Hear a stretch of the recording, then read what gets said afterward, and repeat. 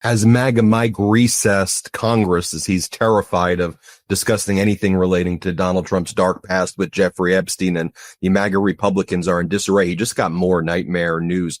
The new Gallup poll, which, by the way, previously showed Donald Trump's approval in the 30s.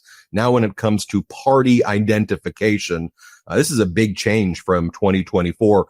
More Americans consider themselves Democrats than Republicans right there. And that poll is hot off the press this morning. Let's talk about MAGA Mike panicking, though, during this period of recess. We all know that MAGA Mike's trying to conceal all of the Epstein files, but he's been trying to make his rounds and actually say, no. I want everything really. I'm the guy who has pushed for it to be released. That's me. I'm that guy. Here, play this clip. Sure. We have to do it in a responsible manner. But look, I'm pushing aggressively for the full release of everything that is possible. And by the way, so is the president. He has said the same thing. We're using every mechanism within our power to do that and to do it as quickly as possible. Wonder why less people identify with guys like that. What are you talking about? You're literally the opposite of that. And what do they think, that we're just so utterly stupid? They're like, oh yeah, MAGA Mike, that's why you recessed it, because you want to get more info out. That's why you gave immunity to Ghislaine Maxwell. Here he is again on the Epstein files and saying, look, Thomas Massie, he may be a Republican, but he's got other motivations and why he wants. I'm not going to get into those other motivations, but he's pushing for something else for his own reasons. Here, listen. Here it is, Speaker Johnson. As I told you, your favorite topic, the Epstein files. So this issue is going to be waiting for you when Congress returns. And just this afternoon, Congressman Massie posted, quote, Speaker Johnson has been promoting this non-binding resolution, hoping to give cover to those who don't want a full release of the Epstein files. Embarrassingly, Section 3 of his resolution refers to Section 2, which doesn't exist, unquote. Massie calls your resolution a glorified press release. He says his bill would be binding, has the force of the law, and he says it does protect the victims. I wanted to give you an opportunity to respond. Look, I have no interest in getting a back and forth with Thomas Massie. He's doing what he's doing. Everybody can judge the motivation for themselves. I don't know what he's talking about. I don't have a resolution. There is a resolution that's out there that was passed by the House Republicans on the Rules Committee, and that's, Freedom Caucus members and a cross-section of members who are for maximum transparency as well. Oh, for maximum transparency. Those files are literally right there if anybody wants to release it. But then go into this issue as well of redistricting, and how Donald Trump has ordered Texas to basically remove the Democratic congressional districts from Texas, remove 5 Democratic congressional districts. It was already gerrymandered bright red by the Republicans in the first place, but just remove all Democrats basically from Texas. And then MAGA Mike Johnson was asked on Fox, well, what if a state like California has to, they respond and they gerrymander out Republicans? Isn't this just going to be a tit for tat? And then MAGA Mike's like, but the thing is, in California, they have to follow the law. They have lawful process. We don't have to really do that, right? We're the Republicans. Here, play this clip. Your life was so simple in the first term, though much simpler in the first term, less responsibility. Real quick, are you for the redistricting that the president's pushing for in Texas and Ohio? Because in response, the Democrats say, we're going to do it to you in New York and California. California has a problem. They've got to amend their state constitution, as I understand the law out there, to do it. Look, we have to fight for every inch of ground in the country. We're in an era of small margins, as you said, because of gerrymandering and redistricting, but they have to follow the law. I'm convinced the red states will, and we will probably have a few more seats out of that. And of course, that's good news for me. I got to bring in Democratic Leader Hakeem Jeffries to respond to that. You're in Austin right now, and you're speaking to these state legislators there who know that the fight is on. I want to talk about the fight being on. Before I talk about the fight being on, though, I got to talk about all the stuff that he's saying at the beginning right there when he goes, he and Trump are maximum transparency, and they're the ones who want everything released. Leader, what do you say to that? Well, the extreme MAGA Republicans in the House and, of course, Donald Trump are completely and totally out of control, and they're in free fall right now. Donald Trump is deeply unpopular.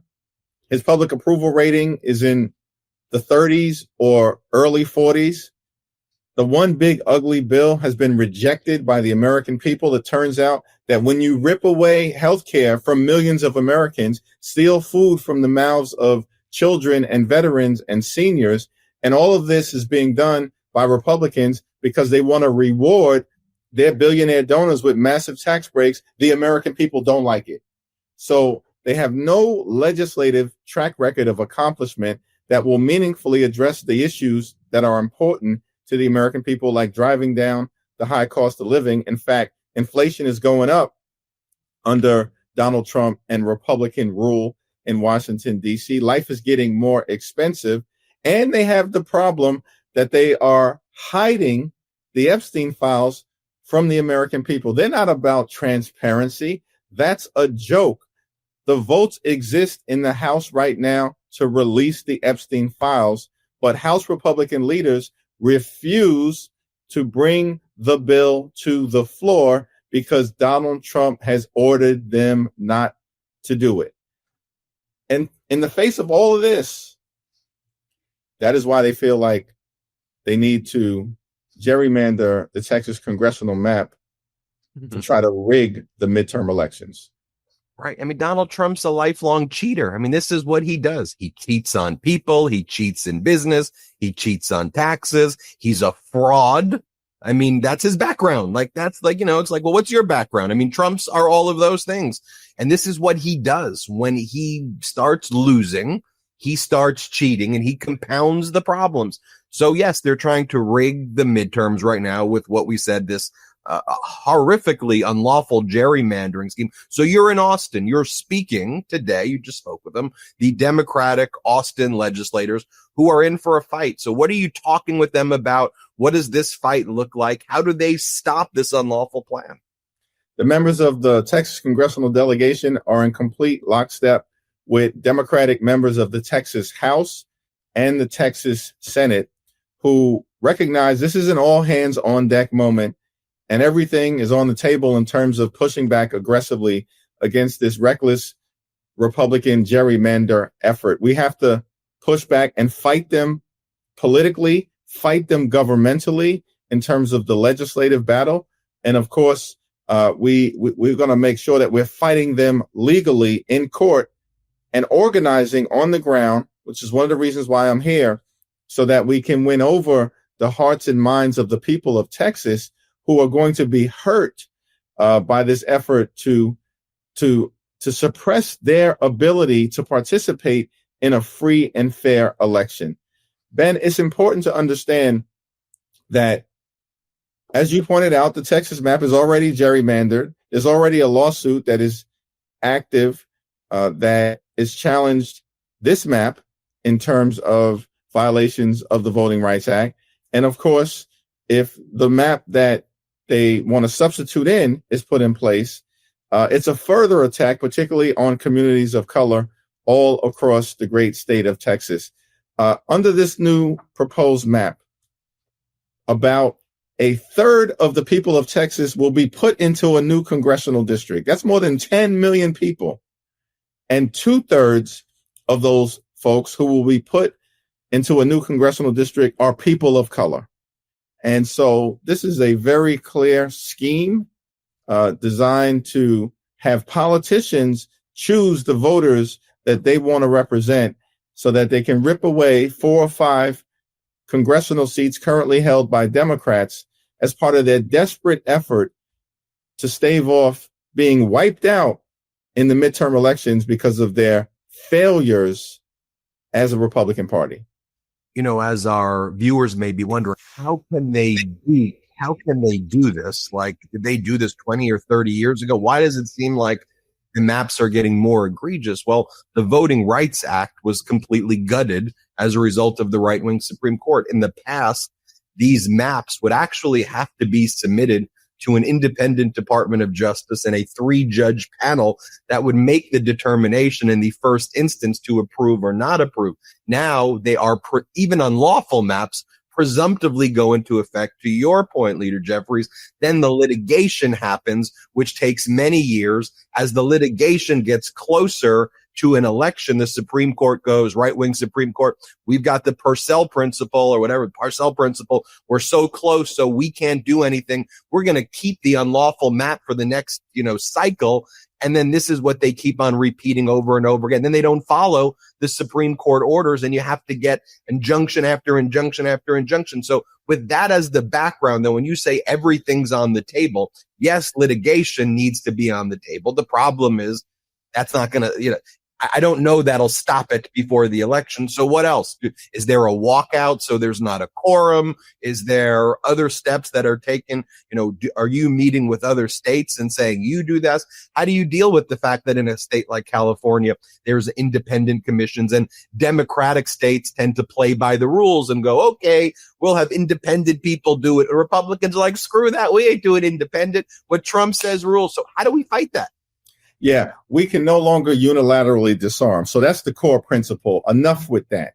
And, we're going to make sure that we take a close look at the ability of other states like California, New York, New Jersey, Maryland, and others to be able to respond in a way that allows for the greatest opportunity for the nationwide congressional map to be as fair as possible. Now, you're absolutely correct that California has a citizens commission.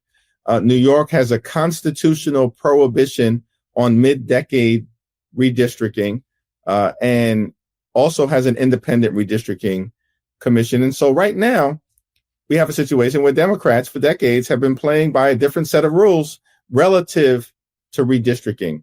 And that's been made worse by the fact that the Supreme Court in 2013 decimated Section 5 of the Voting Rights Act, which is the pre-clearance provision that required that states like Texas or others who want to change the congressional map had to get that pre-cleared by either the Department of Justice or a 3-judge panel in the federal judiciary who weren't going to sign off on changes that would likely undermine the ability of communities of color to be able to choose the elected representatives of their choice. So right now, we are making sure that we are exploring all of the opportunities to go back to the voters of California or New York or New Jersey or Virginia or beyond to address the moment that we are in as needed, because the bottom line is who's in elected office matters.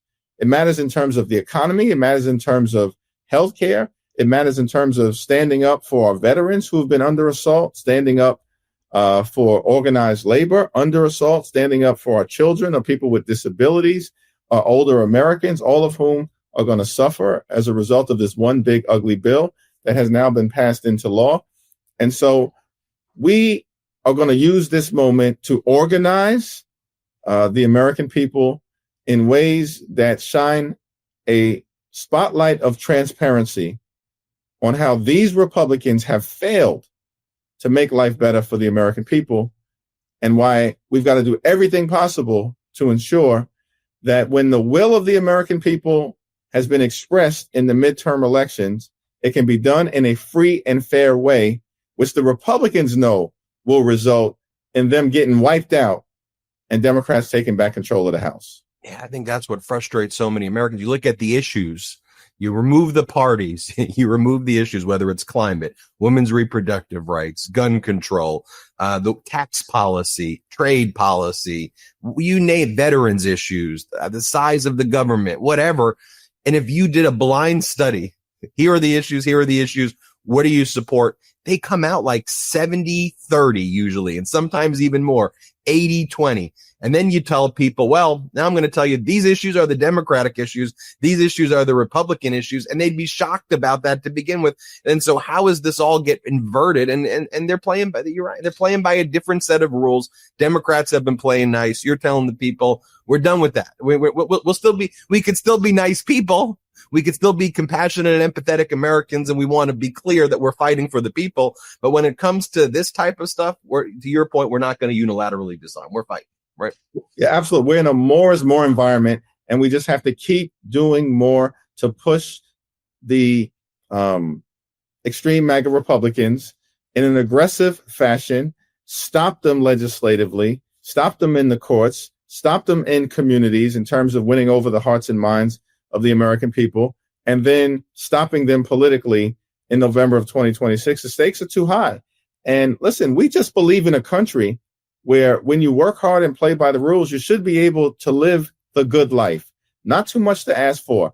Good paying job, good housing, good health care, good education for your children, and a good retirement, which means making sure Republicans keep their hands off of Social Security and Medicare. And now we know that the Trump administration is trying to privatize Social Security. So these are fights that we're waging on behalf of the American people. And we're going to have to do it with righteous intensity over and over and over again. More is more, continuing to do more on behalf of the American people. But this redistricting fight is at the center of their efforts on the other side of the aisle to stop the American people from holding them accountable. And that's why, we're in an environment where extraordinary times require extraordinary measures, and all options are on the table from this moment forward until we end this national nightmare with Donald Trump in office and compliant House Republicans, and can continue our country's great march toward a more perfect union. Weird and dangerous times. Let's get out of them. Thanks. Thanks for fighting for us. We appreciate you. Leader Hakeem Jeffries. Great to see you again. Great to see you. Thanks so much. Everybody hit subscribe. Let's get to 6 million subscribers. The truth is more important than ever. Check out our new Truth Over Lies collection at store.MeidasTouch.com. All 100% USA union made.